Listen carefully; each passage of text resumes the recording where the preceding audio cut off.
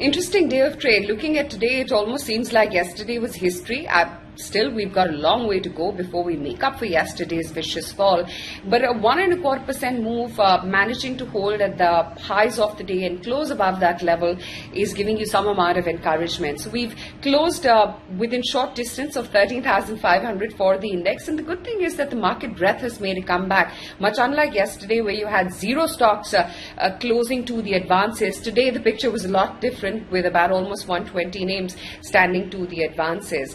The texture of the market, of course, is changing. When we came into trade, you had the SGX Nifty indicating a gap-up move. You had the House already agreeing to the COVID emergency bill, and more liquidity is something that always makes the markets happy.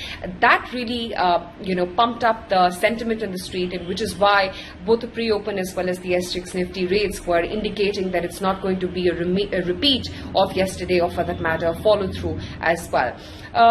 What the market texture also told us today was that it's quality which just about everyone is gravitating towards on any given decline. IT was the first one to recover from the March lows, and IT was the first one to be bought when markets fell yesterday. Even in yesterday's session, IT fell a lot less as opposed to the other sectors, and today was no different. They were really the leaders in today's trading session as well.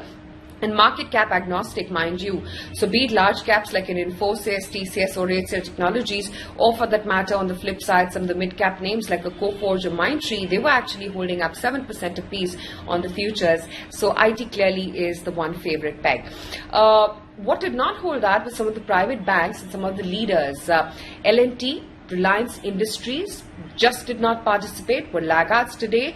Kotak Bank, HDFC Bank and Indusind Bank. And given the combined weightage of Reliance, L&T as well as private banks and them not participating, had they participated, perhaps we could have had a way better print on the Nifty. But even without that, we did manage to recover quite a fair bit. Also, some of the other names which held out in trade today were the likes of Adani Ports, that did very well. You had Sun Pharma, you had Titan, you had GAIL, which looked very good. Bharti saw some tremendous amount of buying. At the high point of the day, the stock was almost nudging a 3% print.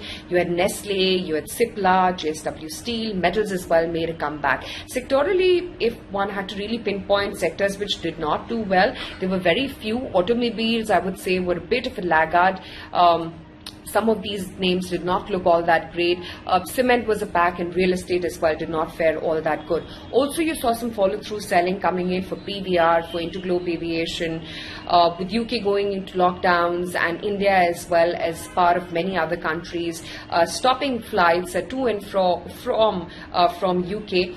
Aviation is bound to feel the heat and see that sentiment and knee-jerk reaction. But the long-term trajectory for the market still seems very much intact. That's the word that we are getting from most experts. Up until FIIs continue to be buyers into markets like India, and till the time interest rates continue to be low, there shouldn't be any reason to even question the long-term trajectory for the markets.